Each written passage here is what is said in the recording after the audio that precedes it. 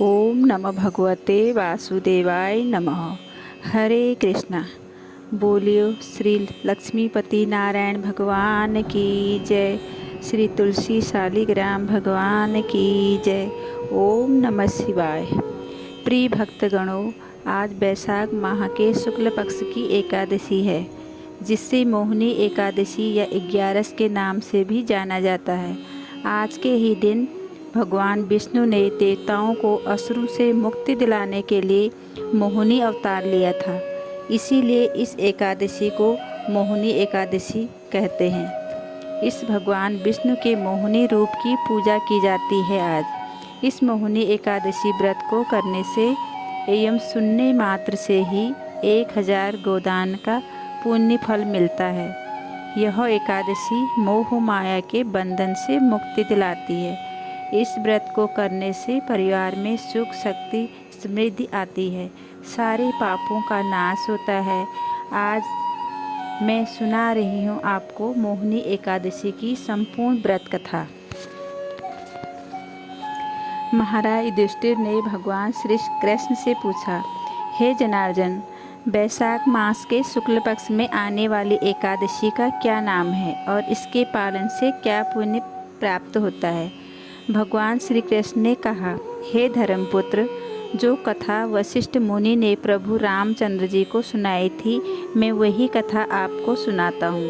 कृपया ध्यानपूर्वक सुने।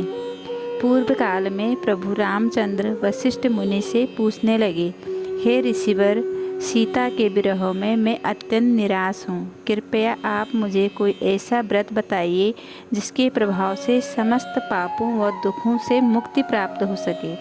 वशिष्ठ जी बोले, प्रिय राम, आप अत्यंत बुद्धिमान हैं।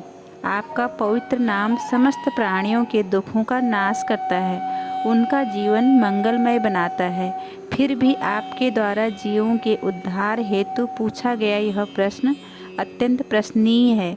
वैशाख मास के शुक्ल पक्ष में आने वाली मोहिनी एकादशी मंगलदायक है और इसके व्रत पालन से व्यक्ति संसार के दुखों, पापों व भौतिक भ्रमों से मुक्ति होता है। प्राचीन काल में सरस्वती नदी के किनारे भद्रावती नामक राज्य का राजा ध्रुतिमान राज्य करता था।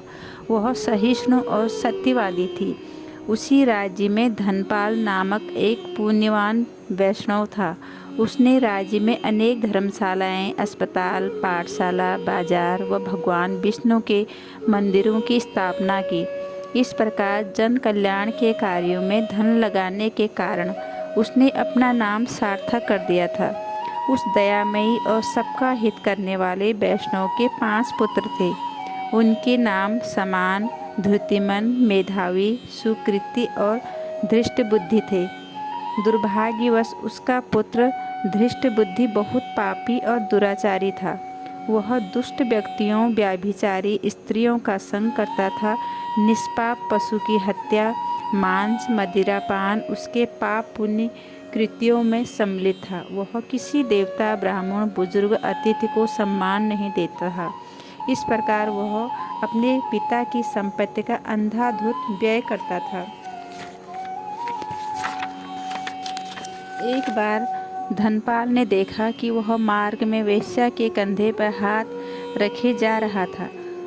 उसी दिन उसके पिता ने उसे घर से बाहर निकाल दिया। घर से बाहर निकाले जाने पर वह पाप कृत्यों में और भी अधिक संलग्न हो गया। परंतु शीघ्र ही जब उसका धन समाप्त हो गया तो उसके बहानेबाज मित्रों ने उसका त्याग कर दिया। इस प्रकार पिता, भाई, संबंधियों द्वारा तिरस्कृत धृष्ट बुद्धि की स्थिति निर्धन भिखारी जैसी हो गई। भूख तथा धन की प्राप्ति से व्याकुल उसने चोरी करने का निश्चय किया, परंतु राजा के सिपाहियों के द्वारा उसे पकड़े जाने पर भी उसके पिता के नाम व सुकृति के कारण उसे छोड़ दिया जाता। परंतु उसने चोरी करना बंद नहीं किया। एक बार वह एक बड़ी चोरी करते हुए पकड़ा गया तो राजा ने उससे कहा, मैं मूर्ख, तुम महापापी हो और मेरे राज्य में रहने लायक नहीं हो, इसीलिए मेरे राज्य से बाहर चले जाओ। फिर से सजा मिलने के भय से वह सघन वन में चला गया। अविवेक के कारण वह निष्पाप पशुओं को मारकर उनका कच्चा मांस खाकर अपना पेट भरने लगा। वह सदैव दुखी व चिंतित रहता, परंतु एक दिन अपने पूर्व जन्मों के पुण्यों के कारण वन में ही बने कौंडिन्य ऋषि के आश्रम में पहुंचा। कौंडिन्य मुनि वैशाख मास में गंगा स्नान करके लौट रहे थे तो दुखों से व्याकुल धृष्ट बुद्धि ने अचानक ऋषि के वस्त्रों से टपकते जल का स्पर्श किया और सहसा ही वह अपने समस्त पापों से मुक्त हो गया। उसी समय उसने ऋषि को विनम्रतापूर्वक प्रणाम करके पूछा, हे मुनिवर, मैं अत्यंत पापी हूँ। ऐसा कोई जघन्य पाप नहीं है जो मैंने नहीं किया हो। अपने पाप पुण्य कृत्यों के कारण मैं अपने कुटुंबजनों से दूर होकर मानसिक वेदना की खाई में गिर गया हूँ। यह सुनकर परम कल्याण करुणामयी ऋषि बोले, सुनो, मैं तुम्हें एक ऐसा व्रत बताता हूँ जो मेरु पर्वत से भी अधिक प्रचंड पापों की राशि को नष्ट करने वाला है। इस व्रत के पालन से कुछ ही क्षणों से तुम्हारे पापों का नाश हो जाएगा। वैशाख मास के शुक्ल पक्ष में आने वाली मोहिनी एकादशी के पालन द्वारा तुम्हारे समस्त पापों का नाश हो जाएगा। ऋषि के आदेशानुसार धृष्ट बुद्धि ने इस व्रत का कठोरतापूर्वक पालन किया और समस्त पापों से मुक्त होकर दिव्य शरीर प्राप्त करके गरुड़ पर सवार होकर विष्णु लोक चला गया।